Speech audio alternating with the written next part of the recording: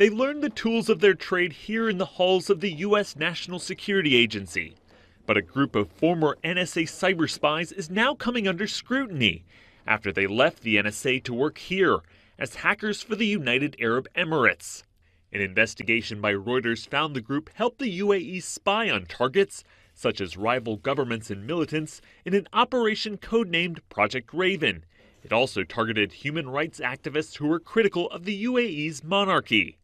The UAE's Ministry of Foreign Affairs and the NSA both declined to comment. But hackers Reuters spoke to say Project Raven went even further, putting some Americans under surveillance.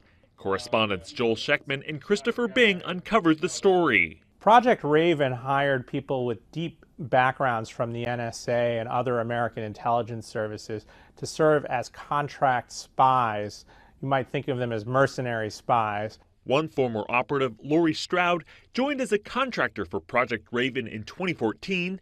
Stroud told Reuters she collected data on hundreds of targets selected by the Emirates National Electronic Security Authority. Operatives on Project Raven would do, essentially online reconnaissance of those targets. And once they discovered a potential vulnerability, then they would say, okay, well, here's the systems that this person's using, here's a type of malware that we can use against them, and here's how we can conduct this attack.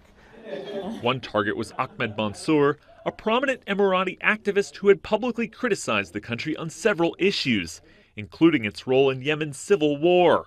Sources say Project Raven gave Emirati officials what they considered evidence against Mansour, who was later convicted and sentenced to 10 years in jail. The operatives say the project did some work they are proud of, such as breaking up an Islamic State network inside the Emirates. But it also raised red flags. The operatives say over time the data collection became broader, with Americans' data also being collected.